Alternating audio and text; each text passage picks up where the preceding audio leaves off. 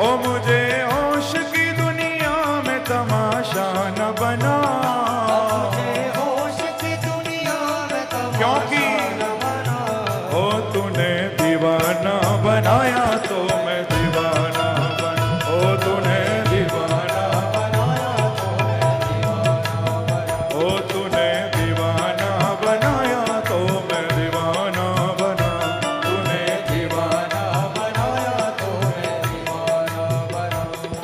मैं अपनी आह के सदके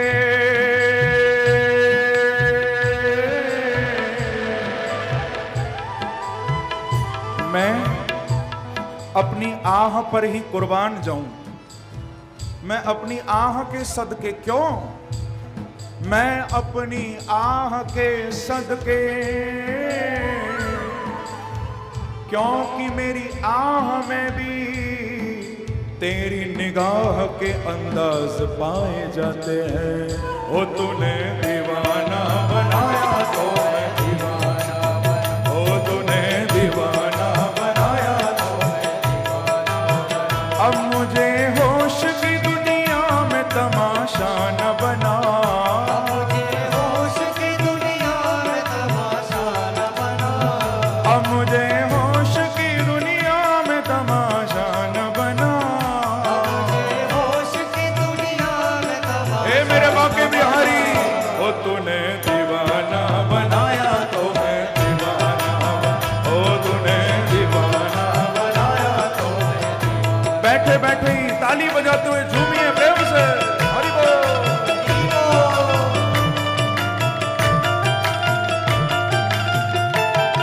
वृंदावन बिहारी लाल की।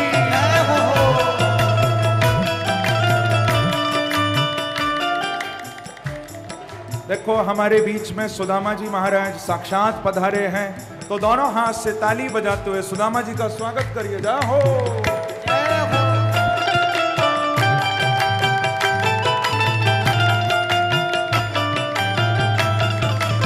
सुदामा जी महाराज की।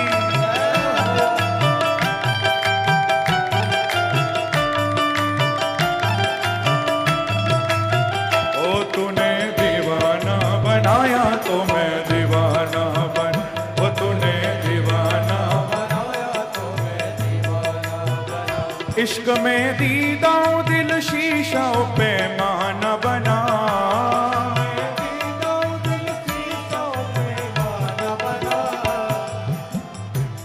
थोड़ा समझते भी जाओ। हमारा जो दिल है, ये दिल ही प्याला है, ये दिल ही पैमाना बन गया है, और इस दिल के पैमाने में उसके नाम के रस को, उसके रूप के रस को डाल डाल के हम पीते हैं। क्योंकि एक तो बाहर भी पीते हैं ना लोग, खरीद कर पीते हैं। लोग पैसा खर्च करके पीने जाते हैं। अरे भैया, वहां जाकर पैसा खर्च करके पीते हो और मजा भी वो नहीं मिलता। यहाँ बांके बिहारी की महफिल में आओ ना, यहाँ फ्री में पिलाई जाएगी और मजा भी पूरा आएगा। ओ तूने दीवाना बनाया तो मैं दीवाना, ओ तूने दीवाना बनाया तो मैं दीवाना बना, ओ तूने दीवाना बनाया तो मैं दीवाना बना, ओ तूने दीवाना बनाया तो मैं दीवाना बना। इश्क में दीदा दिल शीशा पैमाना बना,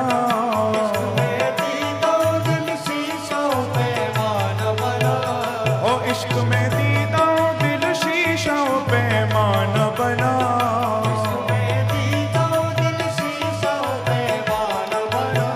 ओ झूम के बैठ गए, झूम के बैठ गए हम वहीं में खाना बना, झूम के बैठ गए हम वहीं में खाना। इसीलिए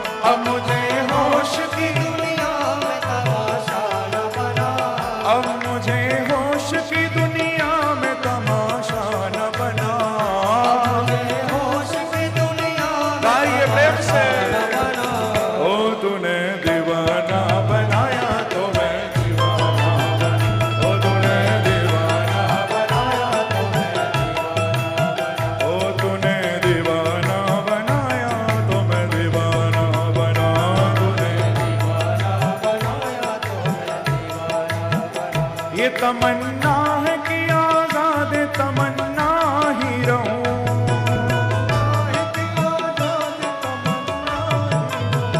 ये तमन्ना है कि आजाद तमन्ना ही रहूं।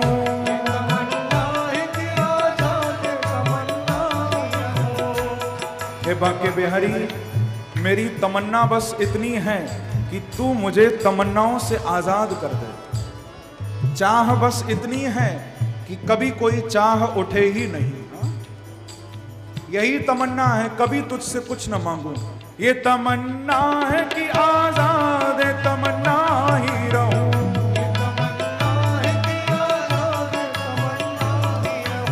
ओ ये तमन्ना है कि आजाद तमन्ना ही रहूं।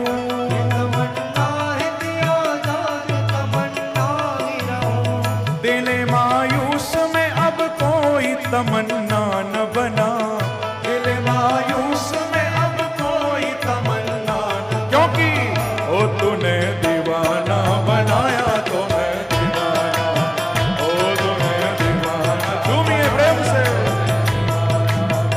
ओ तूने दीवाना बनाया तो मैं दीवाना बन, ओ तूने दीवाना बनाया तो मैं दीवाना बन। तेरी सूरत से नहीं मिलती किसी की सूरत, हमने खूब ढूंढ लिया लेकिन हे मेरे बांके बिहारी, तेरी सूरत से किसी की सूरत नहीं मिलती। तेरे जैसा तो केवल एक तू ही है। हो तेरी सूरत से नहीं मिलती किसी की सूरत, ओ किसी की सूरत, तेरी सूरत से नहीं मिलती किसी की सूरत। हम जहां में तेरी तस्वीर लिए फिरते हैं, ओ तूने दीवाना बनाया तो मैं दीवाना, ओ तूने दीवाना आइए, ओ तूने दीवाना बनाया तो मैं दीवाना, ओ तूने दीवाना बनाया तो मैं दीवाना। अब मुझे होश की दुनिया में तमाशा न बना, अब मुझे होश की दुनिया में तमाशा न बना, अब मुझे होश की दुनिया में तमाशा न बना। अब मुझे होश की दुनिया में जाओ, तमाशा न बना। ओ तूने दीवाना बनाया तो मैं दीवाना, गाइए ऐसे नहीं, पीछे वाले भी दोनों हाथ उठाकर ताली की सेवा करते हो।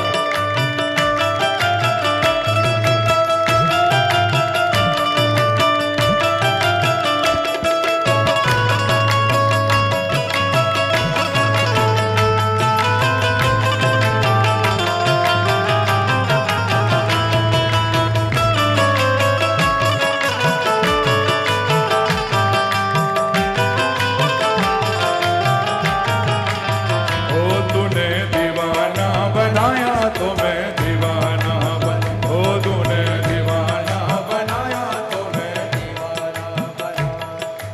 देखो, चाहत तो उसको होती है जिसको संसार की वस्तुओं से प्यार है। उसको मन में चाहत उठती है जो अभी संसार से प्यार करता है, लेकिन हमें कोई चाहत नहीं उठती। क्यों? इसके पीछे कारण है बहुत बड़ा। किसी की नाक में हीरा, किसी के हाथ में हीरा, किसी की नाक में हीरा, किसी के हाथ में हीरा, ओ किसी की नाक में हीरा, किसी के हाथ में हीरा, किसी की नाक में हीरा, किसी के हाथ में हीरा। लेकिन हमें हीरों से मतलब क्या, हमें हीरों से मतलब क्या, हमें हीरों से मतलब क्या, हमें हीरों से, क्योंकि हमारा यार है हीरा। तूने दीवाना बनाया तो मैं दीवाना, ओ तूने दीवाना जाओ, ओ तूने दीवाना बनाया तो मैं दीवाना, ओ तूने दीवाना बनाया तो मैं दीवाना। अब मुझे होश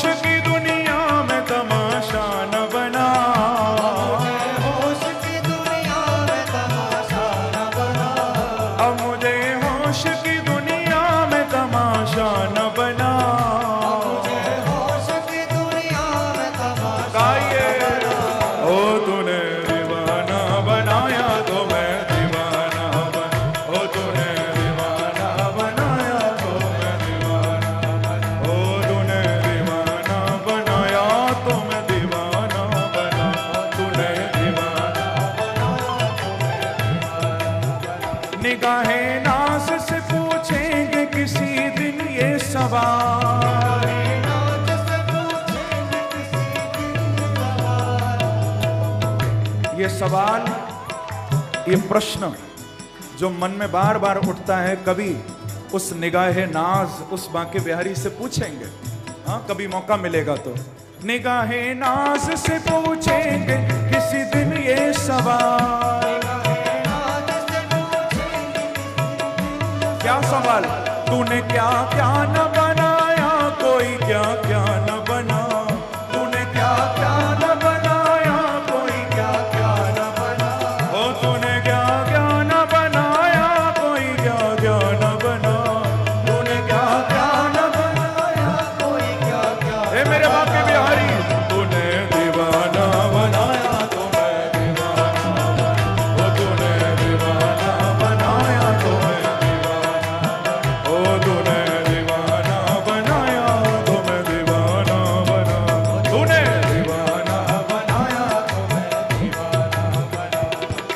तू मिला भी है, तू जुदा भी है, तेरा क्या कहना। तू मिला भी है, तू जुदा भी है, तेरा क्या कहना। तू मिला भी है, तू जुदा भी है, तेरा क्या कहना। तू सनम भी है, तू खुदा भी है, तेरा क्या कहना। ओ तूने दीवाना बनाया तो मैं दीवाना। ओ तूने दीवाना बनाया तो मैं दीवाना। ओ तूने दीवाना बनाया तो मैं दीवाना। अब मुझे होश की दुनिया में तमाशा न बना। अब मुझे होश की दुनिया में तमाशा न बना। अब मुझे होश की दुनिया में तमाशा न बना। अब मुझे होश की दुनिया गाइए प्रेम से। न बना। ओ तूने दीवाना बनाया तो मैं दीवाना बना। तूने दीवाना बनाया तो मैं दीवाना। ओ तूने दीवाना बनाया तो मैं दीवाना बना। तूने दीवाना बनाया तो मैं दीवाना बना। ओ तूने दीवाना बनाया तो मैं दीवाना बना। गाइए। बनाया तो मैं दीवाना बना।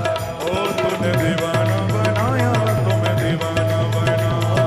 दीवाना बनाया तो मैं दीवाना बना। ओ तूने दीवाना बनाया तो मैं दीवाना बना।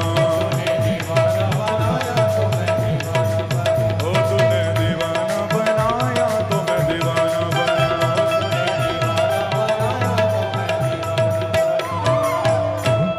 बोलो श्री वृंदावन बिहारी लाल की जय। जय श्री राधे, जय जय श्री राधे, जय जय श्री राधे।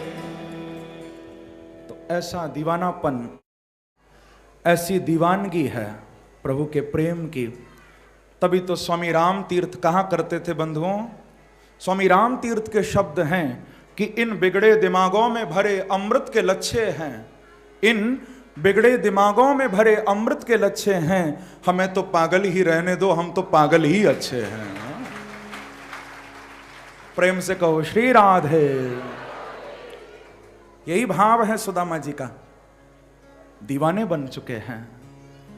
अब यही प्रार्थना कर रहे हैं प्रभु से कि प्रभु दीवाना तो बना दिया, अब तमाशा क्यों बना रहे हो। दुनिया के लोग कहते हैं कि जिस सुदामा का मित्र द्वारिका का राजा और वो सुदामा दर दर की ठोकर खा रहा है, मेरा तमाशा बन रहा है प्रभु, मुझे एक बार अपना क्यों नहीं लेते। इसी भाव से सुदामा जी महाराज द्वारिका पहुंचे थे बंधुओं, और वहां पर द्वारपालों को निवेदन किया था कि हमको प्रभु से मिलना है, दर्शन करना है प्रभु का। पूछा था कि महाराज आप कौन हैं, तो बताया था अपने परिचय कि मैं बचपन का सखा हूं, सुदामा मेरा नाम है, जाकर कह देना मेरा कन्हैया सब समझ जाएगा। द्वारपाल अंदर गए थे और अंदर जाकर श्री सुदामा जी महाराज की दीन दशा का वर्णन प्रभु के सामने किया था कि शीस पगान झगा तन में प्रभु जानी के आए वसे के ग्रामा, धोती फटी सिलटी दुपटी और पाय उपानहु को नहीं सामा। द्वारि खड़ो द्विज दुर्बल एक रयो चकिसो वसुधा अभिरामा। पूछत दीन दयाल को धाम बतावत आपनो नाम सुदामा। हे प्रभु, आज आपके द्वार पर एक बड़ा ही दीनहीन, बड़ा ही निर्धन ब्राह्मण खड़ा हुआ है और न तो उसके सिर पे कोई पगड़ी है, न उसके तन में कोई कुर्ता बगलबंदी है। उसने एक धोती तो पहन रखी है लेकिन जगह जगह से फटी हुई है। लगता है कि जीवन भर उसने यही धोती पहनी होगी, इतना जीर्ण शीर्ण धोती है। और प्रभु, पैरों में जूती तो है पर तले का ठिकाना नहीं है। जूती में तला भी है या नहीं। और सबसे कमाल की बात, हमको लगता है कि उसने कभी इतने बड़े महल भी नहीं देखे आज तक। बड़ा आश्चर्यचकित होकर आपके इन महलों को निहार रहा है प्रभु। प्रेम से कहो श्री राधे। द्वारपाल बोले कि भगवान, इससे भी ज्यादा कमाल की बात तो यह है कि वो अपना नाम सुदामा बताता है और आपको अपना मित्र कहता है। अब तक तो भगवान चुपचाप बैठे हुए थे, लेकिन जो प्रभु ने सुना सुदामा तो मानो भगवान की समाधि टूट गई और मेरे प्रभु सिंहासन से कूद पड़े हैं। सुदामा सुदामा सुदामा कहते हुए द्वार की ओर दौड़ पड़े हैं और जाकर सुदामा जी को छाती से लगा लिया है प्रभु ने। बोले भक्तवत्सल भगवान की जय। सुदामा जी को अंक में भर लिया है भगवान ने, छाती से लगा लिया। जैसा आदर, जैसा सम्मान अपने पिता वसुदेव को देते हैं, अपने बड़े भाई श्री बलराम जी महाराज को देते हैं, वैसा ही आदर आज इस गरीब ब्राह्मण सुदामा को प्रभु दे रहे हैं। सुदामा जी को अंदर लेकर भगवान आए। कोई दूसरा आसन सिंहासन नहीं दिया। जिस आसन पर स्वयं बैठते थे प्रभु, उसी आसन पर श्री सुदामा जी महाराज को बिठाया है। और भगवान बोले कि आज मेरे द्वार पर मेरा मित्र नहीं आया है, सबसे पहले एक ब्राह्मण आया है। आज मैं ब्राह्मण के नाते अपने मित्र सुदामा के चरण धोऊंगा, पाद प्रक्षालन करूंगा, क्योंकि बंधुओं शास्त्र में लिखा है कि न विप्रपादोदक कर्दमानी न वेद शास्त्रा ध्वनि गर्जितानि स्वाहा स्वधाकार विवर्जितानि श्मशान तुल्यानि ग्रहाणि तानि। शास्त्र में लिखा है कि जिस घर में ब्राह्मणों के, संतों के, गुरुजनों के चरण नहीं धोए जाते, जिस घर में कभी वेद मंत्रों का पाठ नहीं होता, जिस घर में भगवान की सेवा पूजा नहीं होती, जिस घर में कभी यज्ञ हवन नहीं होते, वो घर घर नहीं है। श्मशान तुल्यानि ग्रहाणि तानि। वो घर तो श्मशान जैसा है। जिन घर साधु न पूजिए हरि की सेवा नाही, ते घर मरघट जानिए प्रेत बसें तिन माही। वो तो भूतों का निवास है, वो तो श्मशान है। भगवान बोले कि आज मैं अपने मित्र के चरण धोऊंगा। तुरंत जल की झारी मंगवाई है भगवान ने और चरणों को धोने के लिए चरणों में बैठ गए सुदामा जी के प्रभु। चरण लेकर अपने हाथों में रखे भगवान ने और जब धोने के लिए तैयार हुए तो क्या देखते हैं प्रभु कि सुदामा जी के पैरों में छाले पड़े हुए हैं, कांटे लगे हुए हैं, रक्त बह रहा है। भगवान तो रोने लगे ये दशा देखकर। लेकिन जब सुदामा जी के चेहरे की ओर देखा तो सुदामा जी तो मुस्कुरा रहे हैं। पैरों के छाले देखकर भगवान रो पड़े, लेकिन सुदामा जी को देखते हैं तो मुस्कुरा रहे हैं। वो तो भगवान ने कहा कि मित्र, पैरों में छाले पड़ रहे हैं, कांटे लग रहे हैं, रक्त निकल रहा है और तुम मुस्कुरा रहे हो, तुमको दर्द नहीं होता क्या? तो मानो सुदामा जी कहना चाहते हैं कि कन्हैया, अरे जिनके होठों पे हंसी पांव में छाले होंगे, जिनके होठों पे हंसी पांव में छाले होंगे, हाँ वही लोग तेरे चाहने वाले होंगे। प्रेम से कहो श्री राधे। वो ही चाहने वाले हो सकते हैं जो कष्ट सहने के बाद भी मुस्कुराते हैं। अरे क्या हुआ, थोड़ा दर्द दे दिया उसने तो। भक्त तो कहते हैं कि ये दर्द भी दौलत है, ये दाग भी दौलत है, ये दर्द भी दौलत है, ये दाग भी दौलत है, जो कुछ भी ये दौलत है तेरी ही बदौलत है। देने वाला तो तू ही है। अब तू दर्द दे या दाग दे, जो भी दे हमको स्वीकार है। तेरे फूलों से भी प्यार, तेरे कांटों से भी प्यार। भगवान ने जब ये बात सुदामा जी की सुनी, प्रभु की आंखों से आज अश्रु की धार बहने लगी है कि ऐसे बेहाल बेबाइन सो पाग कंटक जाल लगे पूनी जोए, हाय महा दुख पायो सखा तुम आए इतेन किते दिन खोए। और देख सुदामा की दीन दशा, करुणा करके करुणा निधि रोए, पानी परात को हाथ छुओ नहीं, नैनन के जल सो पग धोए, नैनन के जल सो पग धोए। आज सुदामा जी की बात सुनकर, सुदामा जी की दीन दशा को देखकर मेरे प्रभु पिघल गए हैं। भगवान ने अपने आंसुओं के जल से ही सुदामा जी के चरणों को धो दिया, पाद प्रक्षालन कर दिया। आही दीन पर नेह, बंधुओं दीन पर दया तो सब करते हैं, लेकिन दीन से प्यार करने वाले केवल मेरे बांके बिहारी हैं। हाँ? दया करने वाले तो बहुत मिलते हैं, लेकिन दीनों से प्यार सब नहीं करते। दया तो हम भी कर देते हैं, जरूरत पड़ने पर किसी को पैसा दे देते हैं, अन्न दे देते हैं, कपड़े दे देते हैं, लेकिन दीनों से प्यार यदि कोई करता है तो केवल मेरा ठाकुर, मेरे परमात्मा। दीन पर नेह, प्रेम से कहो श्री राधे। ऐसा अद्भुत स्वागत सुदामा जी का उन्होंने स्वप्न में भी नहीं सोचा था। भगवान सुदामा जी के चरणों को धोते हैं, पाद प्रक्षालन के बाद पूजा अर्चना करते हैं सुदामा जी के चरणों की। और सुदामा जी महाराज बोले कि मित्र, अब तो हमको आए हुए सुबह से मध्याह्न हो गई है, हमने तो स्नान भी नहीं किया, संध्या वंदन भी नहीं की है। आप ऐसा करो, कोई कुआं बता दो, हम जाकर स्नान करके आए। भगवान बोले कि मित्र, अब आपको कुएं पर जाने की आवश्यकता नहीं है, मैं आपको यहीं बैठे बैठे स्नान करा दूंगा, चिंता मत करो। भगवान ने तुरंत रानियों को आज्ञा दी कि जाओ री जाओ, सब जल भर कर लाओ, हमारे मित्र आज स्नान करेंगे। सब रानियां दौड़ी दौड़ी गईं और एक एक कलश जल भर कर सब ले आई। हम जो सुदामा जी महाराज ने लंबी चौड़ी लाइन देखी, सुदामा जी महाराज तो घबरा गए। सुदामा जी महाराज बोले कि कृष्ण, ये सब कौन है? प्रेम से कहो श्री राधे।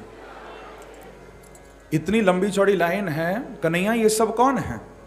भगवान बोले कि मित्र, ना पूछो तो अच्छा है।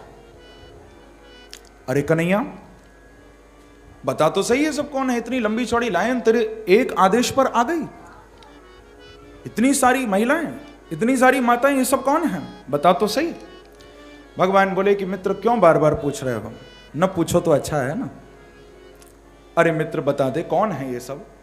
तो भगवान कहते हैं कि मित्र, ये सब आपकी भाभियां हैं।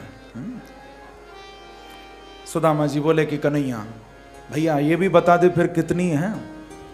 जब ये बता दिया कि भाभियां हैं तो ये भी बता दे कितनी हैं। भगवान बोले कि ये भी न पूछो तो अच्छा है।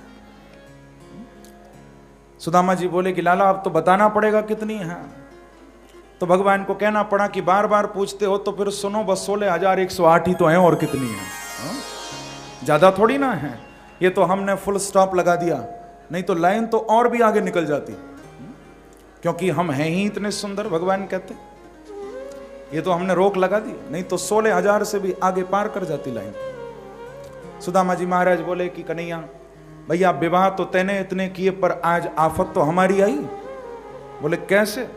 बोले एक कलश होए तो स्नान करूं, 2 कलश होए तो स्नान करूं, 3-4 कलश होए तो स्नान करूं, यहां तो 16,108 कलश हैं भैया, और 16,108 कलशों से यदि स्नान करूंगा तो 1.5 पा हड्डी को शरीर है, यही गोविंदाय नमो नमः, अपने घर तक भी नहीं जा पाऊंगा।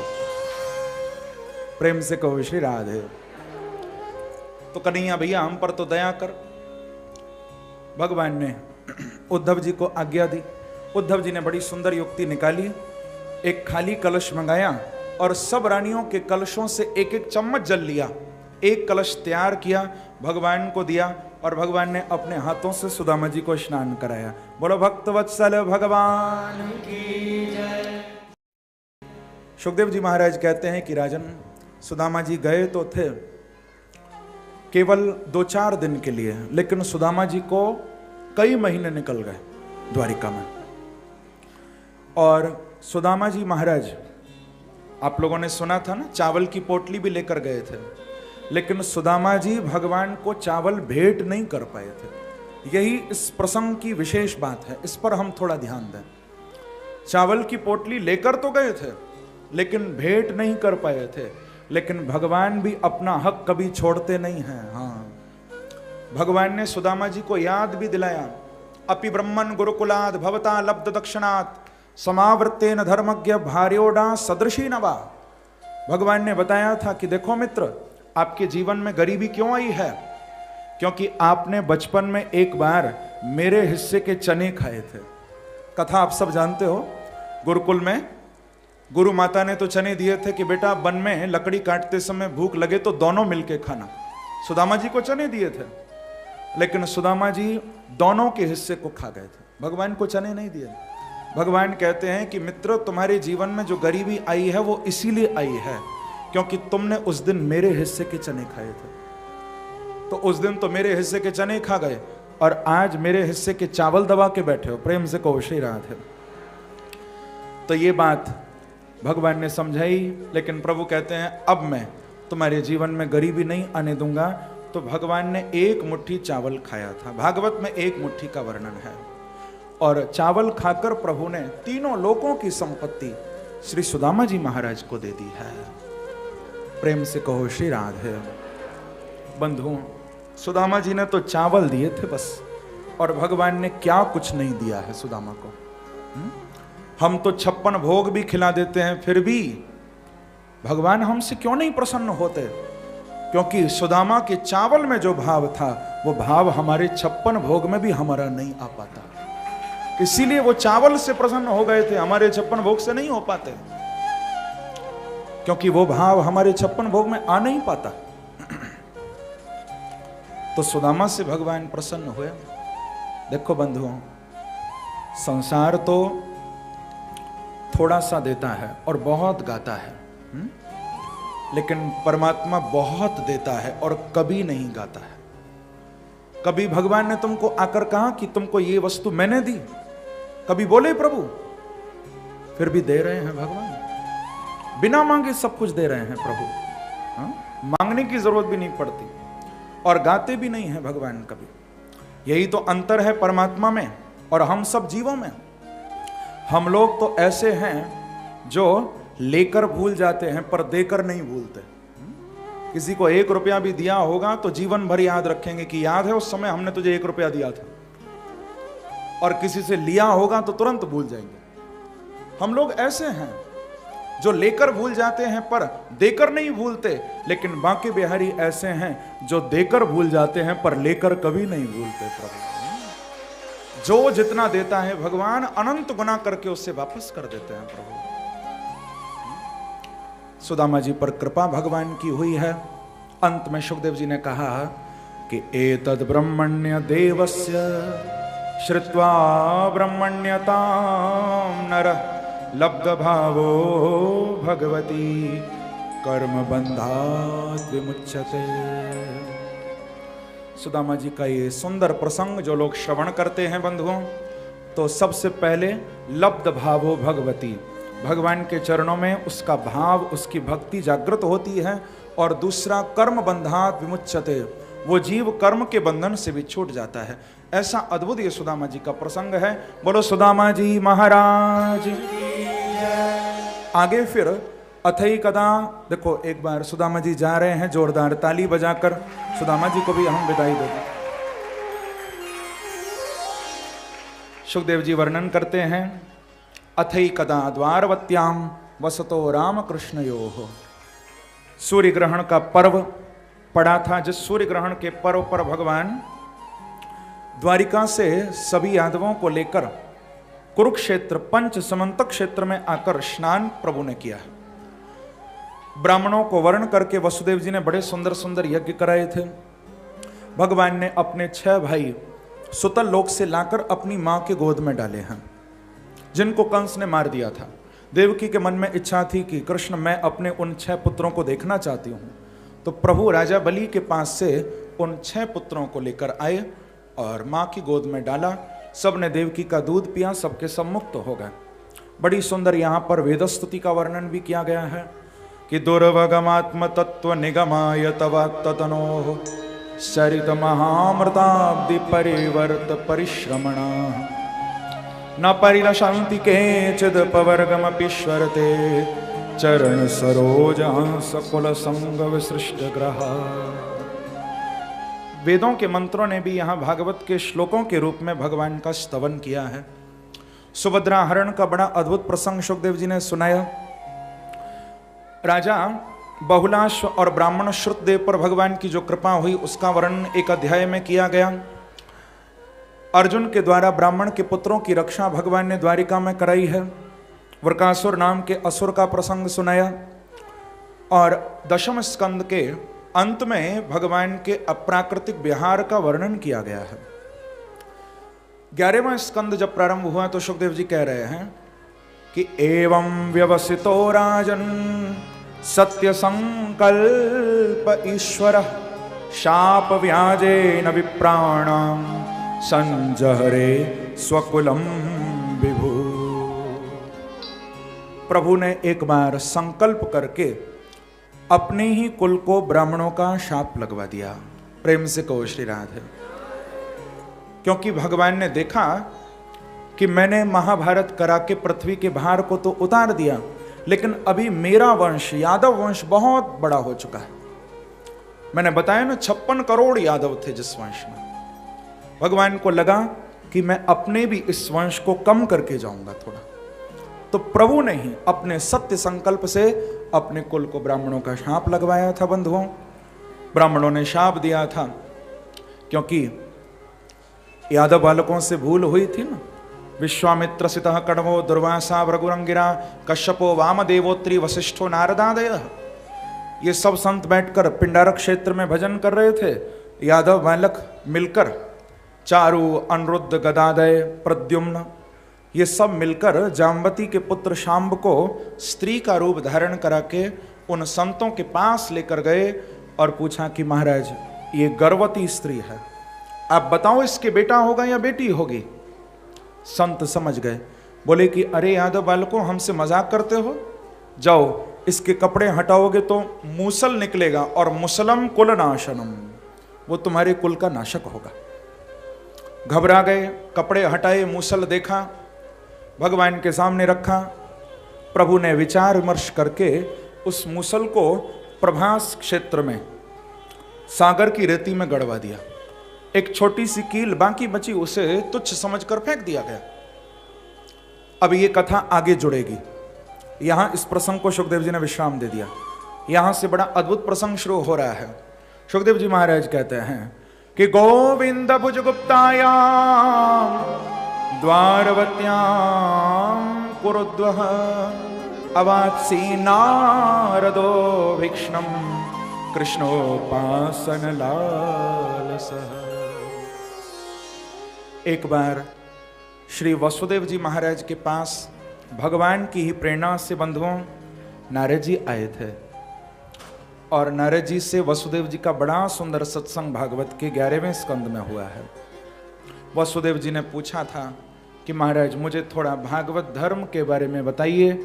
तो इस संबंध में राजा निमि और श्री ऋषभदेव जी महाराज के 9 पुत्र कवि हरि अंतरिक्ष प्रबुद्ध पिपलायन चमश कर भाजन ये ऋषभदेव जी महाराज के 9 पुत्र जो नव योगेश्वर कहलाए हैं, इन 9 नव योगेश्वरों से महाराज निमि का सत्संग जो हुआ, ये प्रसंग यहाँ पर श्री नारद जी महाराज ने वसुदेव जी को सुनाया है। बड़ा अद्भुत ये ज्ञान का प्रसंग है।